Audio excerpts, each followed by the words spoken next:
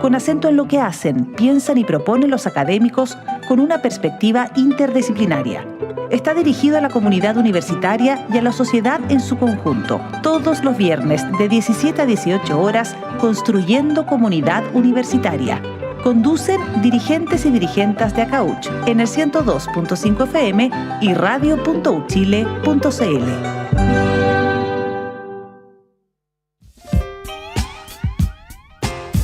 Se sabe que hay 7 vicios capitales, conocidos. Nadie los tiene asumidos, aunque estén a su servicio, pues más de algún beneficio proveen. Soberbia, lujuria, avaricia, envidia pura, ira, gula y vil pereza. Y hoy esa sopa se espesa con licencia escaradura. Aprovecha las rebajas de hasta un 50% de descuento en nuestra sección ofertas y promociones en envíos a todo Chile al comprar en prosaypolitica.cl. Teléfono 22-341-5942.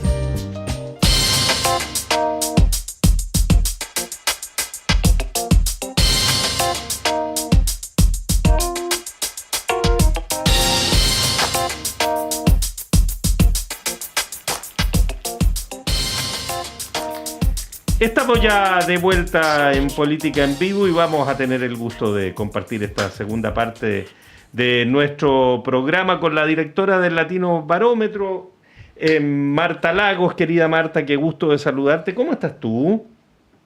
Muy buenas noches. Un gusto estar con ustedes de nuevo. El gusto es todo nuestro, sobre todo porque estamos en vísperas de la inauguración de la famosa franja electoral, que es la propaganda por televisión que corresponde a los procesos electorales. Hoy la primaria del oficialismo. ¿Tú crees que va a calentar motores ese compromiso de la televisión? ¿Hay evidencia de que incida en la intención de votos? Mira, yo creo que hoy día la franja tiene un solo cometido, como se dice, que es informarle a la gente de que hay elección. Yo creo que el problema que tenemos hoy día es una importante desmovilización, es decir, no solo no hay ambiente electoral, sino que no hay información sobre las elecciones. Y como esta es una elección con voto voluntario, eso puede incidir muy fuerte en la cantidad de gente que va a ir a votar. Entonces me parece que la primera, digamos, función que va a cumplir esta franja, más que informar lo que dice el candidato A o el candidato B, va a ser decirle a los chilenos que hay elección. Los chilenos se van a dar cuenta que hay elección porque hay una franja. Y eso es primordial, porque, digamos, una primaria que no tiene... A ver, esta es una primaria pobre, ¿no es cierto?, porque no tiene las características de una campaña electoral presidencial. Los candidatos tienen escasos recursos, por lo tanto, la mayor parte de la campaña se hace por la vía digital, no hay encuentros, ya se acabaron los encuentros masivos, grandes. Entonces es muy difícil comunicarle a la gente que hay elección. Y yo creo que si fracasa, digamos, y va poca gente a votar, va a ser por ese motivo, no porque la gente no quiera votar por A o B. Yo creo que ahí hay dos temas que hay que separar. Ahora, están dadas las condiciones para que haya concurrencia a las urnas. Mucha gente cree que también esta elección es obligatoria. Ya han pasado 3 procesos electorales obligatorios. Entonces puede haber un incipiente acostumbramiento y además no hay otra primaria. Entonces... eso podría, entre por error y entusiasmo de última hora y republicanismo en el sentido... global y no partidario. Sí, aumentar la concurrencia. Tenemos una referencia que es el 1.700.000 electores que concurrió en la primaria de la izquierda en la última elección entre Jadwe y Boric. Claro, pero tenemos también la elección de la primaria de Michelle Bachelet, donde votaron 3 millones de personas. Entonces... esas son 2 primarias que tienen 2 convocatorias completamente distintas y que se difieren la una de la otra en su capacidad de decirle a los chilenos, oye, el tal día hay elección. Porque yo creo que el solo saber que hay elección gatilla voto, ¿no es cierto? Después viene la cuestión de por cuál de los candidatos se vota, en fin, eso ya es otro asunto, porque yo creo que la campaña hasta este momento está sucediendo, bueno, es más bien elitista, está sucediendo en un grupo muy activista, muy de voto duro, muy de voto que ya se sabe de dónde va, ¿no? Y no se ha abierto a la población en general. Y eso lo nota uno al tratar de preguntarle a la persona del supermercado, o al taxista, o al tipo que cuida los autos, si va a ir a votar. Y le preguntan, ¿votar a qué? ¿Dónde? ¿Cuándo? Esa gente no sabe que hay elección. Entonces, cuando la elección no está en la conversación de la calle, es porque no está la elección. Yo creo que estos 15 días son cruciales para convocar. Yo creo que también el debate que va a haber en televisión va a ser una diferencia bien importante, porque eso ahí se entera todo el mundo de que hay algo, que está sucediendo una cosa, digamos, de ese tipo, y se enteran que hay elección. Y también el hecho de que ese día es un día, digamos, en que va a estar todo cerrado, o sea, va a tener una característica de elección. Mucha gente se va a enterar ese día. Y la televisión está transmitiendo desde temprano. Claro, exacto. Ese hay una día tradición. Exacto, ¿no es cierto? La gente puede decir, chuta, hoy día hay elección, yo no sabía. Y algunos pueden creer que es con voto obligatorio, porque como no hay mucha información. No, eso de todas maneras. Y que vaya a votar y no sepa muy bien cómo. Marta, por eso que las encuestas no han dado, fíjate, yo me he fijado, no he encontrado ninguna encuesta que haya dado una estimación de cuánta gente va a ir a votar. No. Y eso es fundamental, porque si vota poca gente y votan solamente los votos duros, bueno, ¿quién tiene más votos duros? Así se saca la cuenta. ¿Quién va a ganar? Uno mira los militantes, por cuestión de ver la nómina de militantes. No es el PPD. Pero no tanto los militantes, sino que más bien los activistas. Uno podría decir, qué sé yo, la izquierda debe tener 2,4, 3 millones de votantes que son más votos, más activistas, menos lejanos, pero a lo mejor de eso podrían ir a votar la mitad. Eso sería un fracaso, porque eso significa que la elección presidencial no está convocando. Claro. ¿Tú compartes, Mónica, esta impresión que existe respecto a que en la medida en que aumente la concurrencia de las urnas en la primaria, también aumenta la probabilidad de que triunfe Carolina Toá? Bueno, pues sí, porque lo que pasa es que si tú mides los votos duros, los tres candidatos pueden salir bien parejos, ¿ya? Pero si aumenta la cantidad de votos es porque se accedió al voto menos ideológico, más de centro, porque más voto de izquierda no hay. El voto de izquierda es muy escaso y todas las elecciones se ganan con el voto de centro, ese voto que todo el mundo dice que quiere ser de centro y que van a ir a conquistar el voto de centro. Bueno, en la medida que aumenta la cantidad de gente, ese votante adicional es un votante menos ideológico, que es más moderado, que se ubica en el centro político entre el 4 y el 6, y que hoy día, digamos, no está siendo abiertamente convocado, ¿no? Que es el votante intermedio, ¿no? Y si ese votante se convoca, bueno, podrían votar 4 millones de personas, o sea, el rango es muy grande, entre un mínimo de 1.500.000, 1.700.000, a un máximo de 4 millones. Ahora, si ocurre eso, insuflarle un aire al sector que no tiene. Te das cuenta la diferencia de una primaria en que voten 3 millones o 3 millones y medio, y una primaria en que voten 1,5 millones, porque eso le da peso a la campaña presidencial, le da peso a la candidata que gane, le da peso al progresismo, y de otra manera es todo lo contrario. Y si miramos a la derecha, Marta, ¿cómo estás viendo esta situación donde Kast aparentemente, según los datos de la encuesta, ya pilló a Matei? Kaiser simplemente se desinfló y sus votos aparentemente se fueron donde Kast mayoritariamente, en fin, y podríamos tener una derrota de Chile Vamos. Sí, fíjate que yo creo que sí, o sea, efectivamente hay varias encuestas que dicen eso. Sin embargo, yo creo que el día después de la primaria se resetea la campaña. Empieza una campaña distinta, ¿no? Porque hoy día esas preguntas en que preguntan por Kast, Kaiser, Matei, preguntan por los 4 miembros que van a estar en la primaria. Y la pregunta el día después de la primaria va a tener mucho menos nombres. Entonces, por eso que yo he dicho todo el rato, ¿no es cierto?, en las redes sociales, de que esa pregunta no es una pregunta que te entregue intención de voto, porque la intención de voto es un comportamiento. Uno puede tener una opinión sobre los candidatos que hay hoy, incluidos los candidatos de las primarias, pero no es necesariamente un comportamiento. Las encuestas lo que miden es, las que intentan saber cómo va a ser la elección, tienen que medir el comportamiento, es decir, la intención de ir a votar.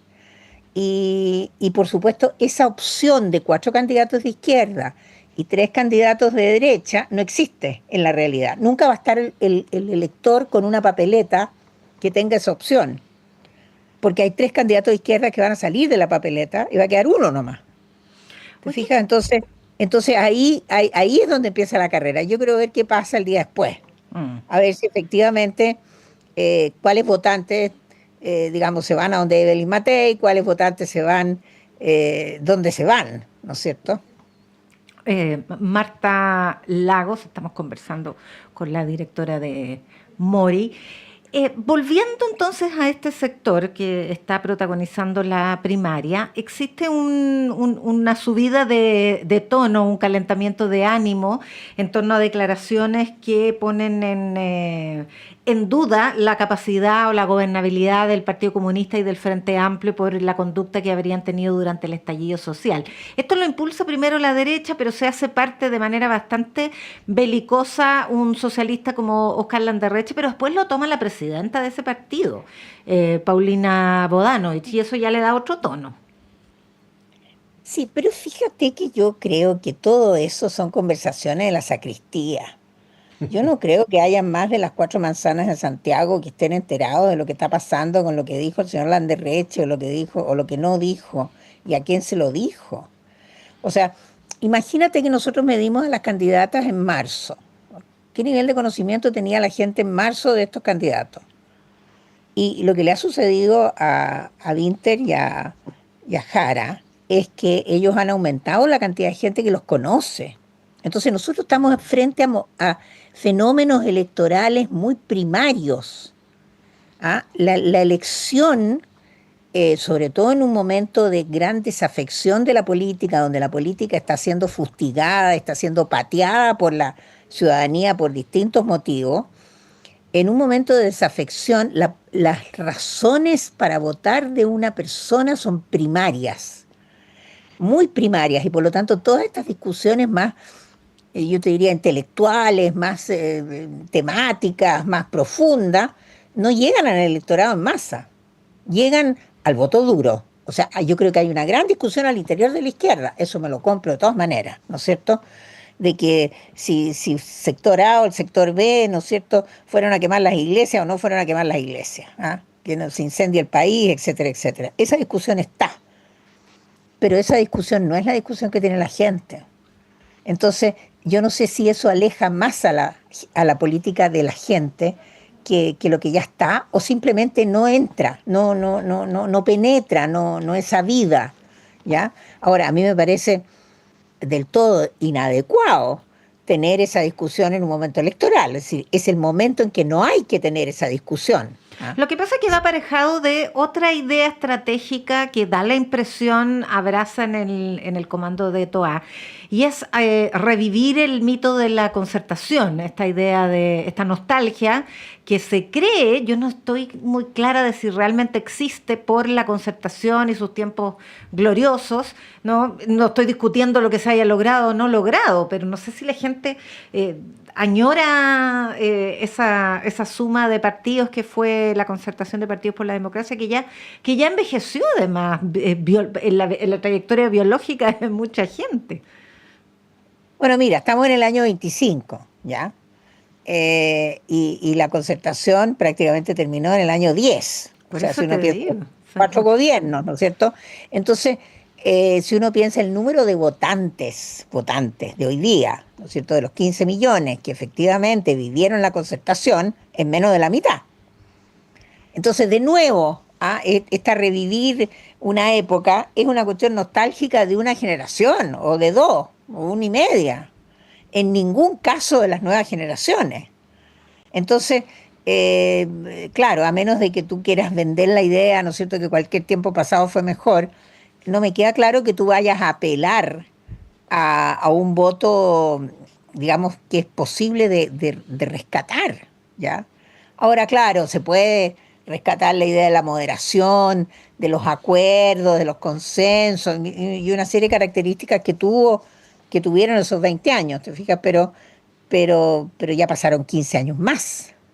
Pero sabes, Entonces, Marta, cuando se están armando las listas parlamentarias, al menos en una versión que uno puede recoger por ahí, el socialismo democrático, o sea, PPD, PS, radicales, más liberales, más la democracia cristiana estarían buscando un acuerdo para conformar una lista.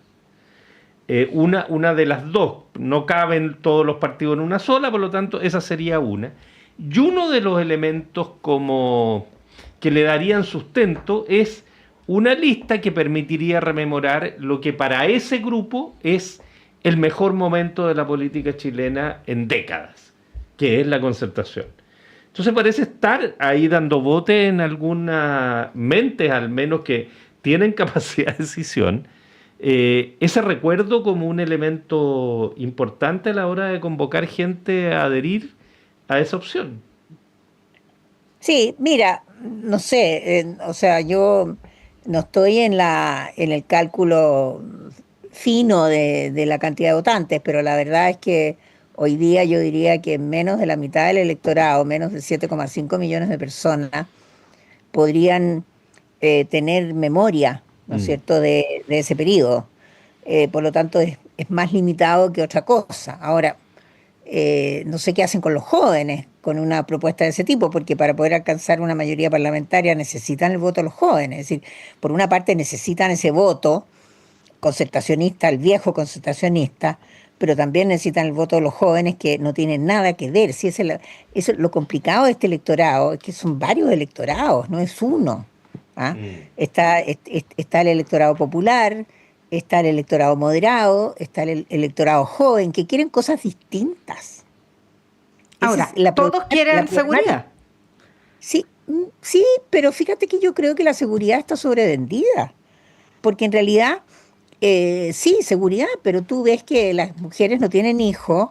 ¿Y por qué? Porque tienen bajos ingresos, porque no se pueden comprar una casa, porque no tienen acceso a lo que necesitan para. Entonces no es solamente la seguridad. Yo creo que en ese sentido la seguridad está, de nuevo, cuando uno trata de adivinar o de buscar las razones del comportamiento que se llama intención de voto, hay que buscar los motivos valóricos por los cuales la gente vota por A o por B. Y en este momento el bolsillo es un gran motivo. La gente quiere más bolsillo, ¿no? No te estoy diciendo que la gente sea pobre y no tenga que comer. No, la gente quiere poder acceder a su casa, quiere poder a lo mejor tener un hijo que no pueden tener porque no tienen ingreso. No sabemos. O sea, tampoco hay estudios que nos entreguen la información de todas las mujeres que queriendo tener un hijo no lo han tenido porque no tienen sustento económico para tenerlo.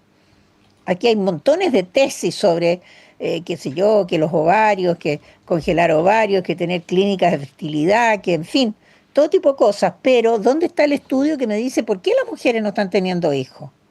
Y yo creo que hay un factor económico muy fuerte en eso, ¿no?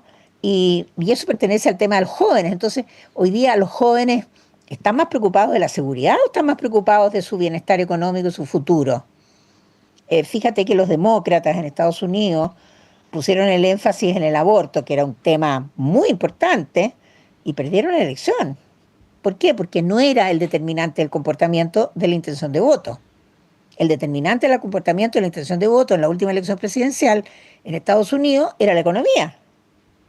Y yo creo que aquí hay componentes importantes de la economía que va a estar en el sustento de la intención de voto de los chilenos el día que voten por presidente en su primera vuelta. En la segunda vuelta va a ser una segunda vuelta totalmente política, donde lo que va a valer ahí es lo que yo no quiero, igual que la vez anterior, Mm. ¿no es cierto? Vamos a estar votando por lo que no queremos, ¿no? Lo mismo que pasó en Francia en el año 2002, ha pasado en tantas partes, ¿no es cierto? Y bueno, pasó la última vez aquí también. La gente votó por Gabriel Boric porque no quería Cast. Oye, Marta, lo que no queremos es terminar esta conversación, pero el tiempo se nos acabó, así que no tenemos vuelta, lamentablemente. Marta Lagos, como siempre, un gusto compartir este tiempo contigo. Muchas gracias por tu gentileza. Espero que ninguna de las cosas que yo dije se cumplan, porque así nos va a ir mejor, a lo mejor. Muchas gracias, Marta. Gracias, Marta, que estés muy bien. Chao. Ya, pues nos vamos, faltan 2 minutos nada más para las 8. Patricio Núñez y Ariel Acevedo han estado en la puesta al aire, Ignacio Puelles y Tania González en la producción periodística. Muchas gracias por su compañía. Seguimos mañana. Hasta mañana.